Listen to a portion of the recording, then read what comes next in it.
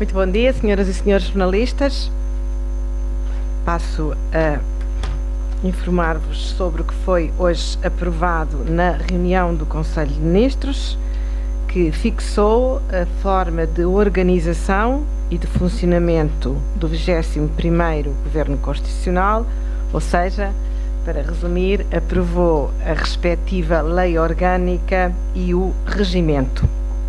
Destaco apenas alguns aspectos dessa lei, que a seu tempo será do conhecimento público, desde logo a criação de ministérios ou naturalmente, de departamentos governamentais que garantem a transversalidade e a coordenação de políticas dentro deste governo, a começar pela presidência e modernização administrativa, que junta no mesmo ministro, no caso da mesma ministra, a simplificação legislativa e administrativa do Ministério do Mar, da Ministra do Mar, que assegura a valorização de um recurso estratégico de Portugal para Portugal, coordenando diferentes aspectos, não apenas que lhe são as competências que lhe são atribuídas, mas que existem noutros ministérios, e também sublinho a valorização da cultura, da ciência e da tecnologia do ensino superior, que, como sabem e se lembram, eram objetivos estratégicos desde que a agenda estratégica para a década que, enfim, deu origem ao programa deste governo foi aprovada.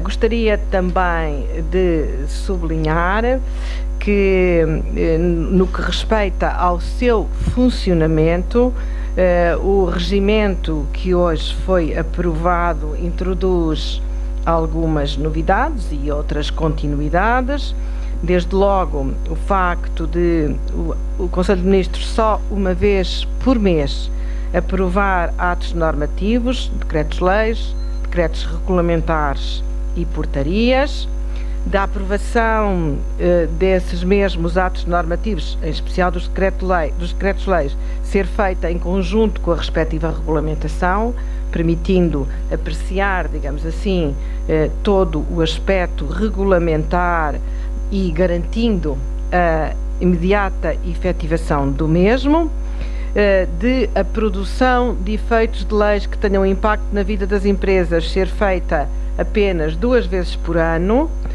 em 1 de janeiro e 1 de julho, e de ser reforçado o controlo de custos de contexto em nova legislação. Destaco apenas aquilo que me parecem ser os aspectos mais importantes, mas obviamente, tanto em matéria de igualdade do género como integração da deficiência, daremos continuidade àquilo que já constava de regimentos anteriores e que ficou também expresso neste regimento. É tudo que tenho para dizer-vos daquilo que hoje foi discutido e aprovado na reunião do Conselho de Ministros.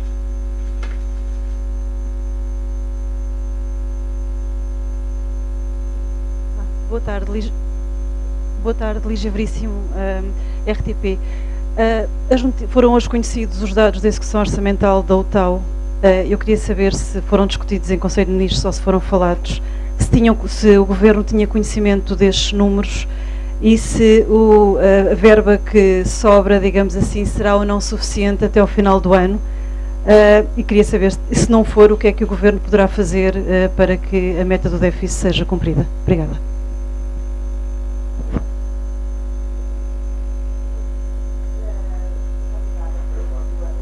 Peço desculpa, muito obrigada pela sua pergunta. Como lhe disse, a agenda do Conselho de Ministros compreendeu apenas os 2 pontos que referi. Naturalmente, tomamos conhecimento da análise e do comunicado feito por esse organismo independente. Como sabe, o Sr. Primeiro-Ministro já manifestou a preocupação, a disposição e o compromisso de se empenhar para que as metas do déficit sejam cumpridas, controlando naturalmente a produção de receita e a realização de despesas até ao final do ano, até ao próximo orçamento, e dentro em breve o Conselho de Ministros terá uma sessão apenas dedicada ao tratamento das questões que referiu na sua pergunta.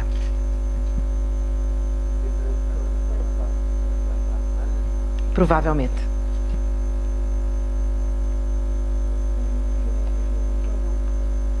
Mas tinham conhecimento destes números? Tivemos conhecimento dos números quando eles foram tornados públicos. Portanto, só ontem.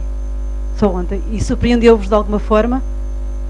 Como lhe disse, a questão não foi discutida no Conselho de Ministros. Não estou aqui a falar em meu nome pessoal e, portanto, não lhe posso responder. Liliana Valente, do Observador. Eu já lhe perguntar, tendo em conta que nos disse que muito em breve haverá um Conselho de Ministros para debater esta questão sobre as metas do déficit, se há a possibilidade de novas medidas extraordinárias, além daquelas que já estão a ser debatidas no Parlamento. No final do Conselho de Ministros será feito o respectivo comunicado e o respectivo briefing, onde a sua pergunta será respondida. Muito obrigada de qualquer modo. Boa tarde, Rui Ribeiro, colaborador da WebRels.tv. Uma vez que falou da lei orgânica do novo Executivo, se poderia dar uma ideia de como é que se vai enquadrar o setor marítimo ou portuário e o setor ferroviário nesta nova orgânica? Penso que já deu pistas, mas se puder focar mais um bocadinho, agradecia.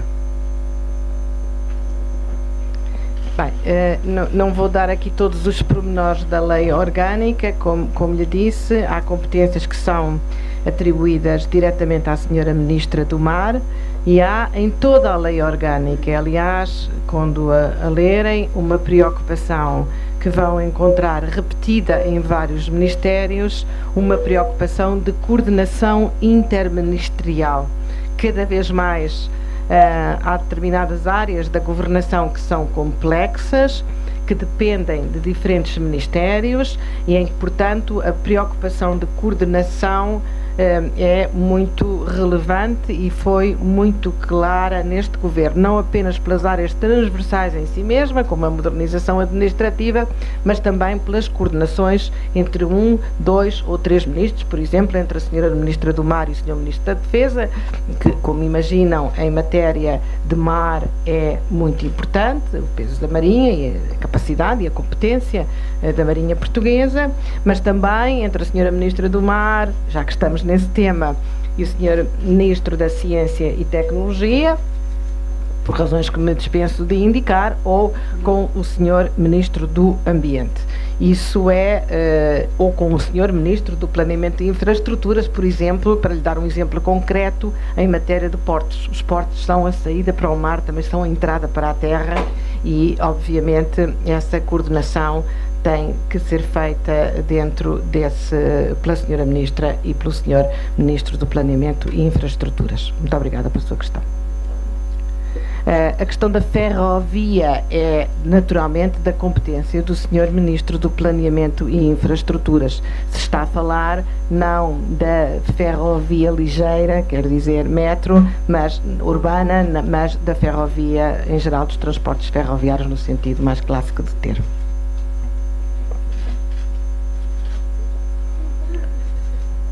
Boa tarde, Susana Paula, da Agência Luz. Eu queria insistir um bocadinho na análise da UTAU. Portanto, já disse que para a semana deverá haver um Conselho de Ministros sobre as matérias do déficit. Eu queria perceber se o Governo, perante o que foi conhecido, já está a trabalhar em alguma alteração face ao cenário, porque isto pode comprometer o cenário do Governo para este ano e para os próximos. E perante estes números, o que é que o Governo já está a fazer, preparando o Conselho de Ministros para a próxima semana? Peço imensa desculpa, mas não posso responder à sua pergunta, pelo que já disse. Na próxima semana, com certeza, no briefing, tudo será esclarecido. O Governo não está a fazer nada então para já, é isso?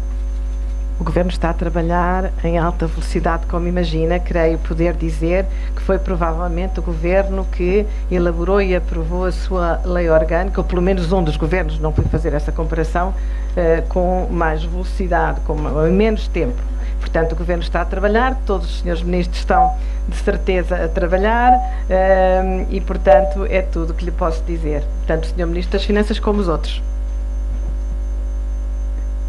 Inês Cândido da SIC, eu gostava de lhe perguntar se sobre as alterações à sobretaxa do próximo ano já nos podem dar mais alguma indicação? se há avanços nas negociações com a esquerda? Muito obrigada pela sua pergunta. Não foi matéria hoje discutida na reunião do Conselho de Ministros. Peço desculpa, Liliana Valente, novamente. Nós só estamos a insistir nisto porque nós não estamos a perceber muito bem uma coisa, que é as medidas de controle da receita e da despesa que eram supostamente para ser tomadas até ao final do ano já estão a ser debatidas na Assembleia da República. Algumas delas até já foram alvo de acordo com o PCP e com o Bloco de Esquerda, nomeadamente a sobretaxa, que ainda está a ser discutida, e o corte nos salários. A pergunta é porquê que vai haver um Conselho de Ministros na próxima semana para debater as metas do déficit, se supostamente estas medidas já estão a ser tomadas. A nossa pergunta é se vêm mais medidas, se vem uma alteração ao déficit, o que é que nos pode avançar, por daqui é só um pouco A por aí. importância da questão e a razão por que vai haver um Conselho de Ministros acho que ficou clara neste briefing pela quantidade de questões que foram colocadas sobre o tema. Não tenho mais nada a dizer. Boa tarde, João Lima, da Bloomberg News. Queria perguntar, sei que ainda é cedo, mas em relação ao Orçamento de 2016, já há alguma indicação, digamos, do calendário do processo de preparação do Orçamento, de quando poderá ser apresentado ou ser discutido em Conselho de Ministros? Obrigado. Não tenho ainda nenhuma indicação sobre a questão que me coloca. Não há mais perguntas? Bom dia, Nuno Nunes do Público. Eu queria lhe perguntar, tendo em conta aqui o comunicado fala no Ministério dos Negócios Estrangeiros e há a política de integração, se pode precisar, por exemplo, se o AICEP vai ficar nos negócios estrangeiros. Certeza, vai ficar sob a tutela do Sr. Ministro dos Negócios Estrangeiros, coordenado com o Sr. Ministro da Economia. Portanto, tutela principal no Ministério dos Negócios Estrangeiros. Muito obrigada pela sua... Pedro Brás Fonseca Lusa, se confirma, portanto, que os transportes urbanos de Lisboa e do Porto, que o Governo pretende reverter, ficam, portanto, no Ministério do Ambiente e não na Economia. No Ministério do Ambiente. Para dar a razão avançada para tirar a tutela normal, que normalmente era a Economia. Não era a Economia, era a Economia no Governo anterior. Era a Economia apenas no Governo anterior, não era normalmente a Economia. Peço desculpa pela correção. Os transportes não faziam parte da Economia, fizeram na estrutura orgânica do Governo anterior, apenas, creio que, de memória. Estou a dizer de memória, não fui conferir as leis orgânicas, mas provavelmente antes seria de tutela do Ministério das Obras Públicas.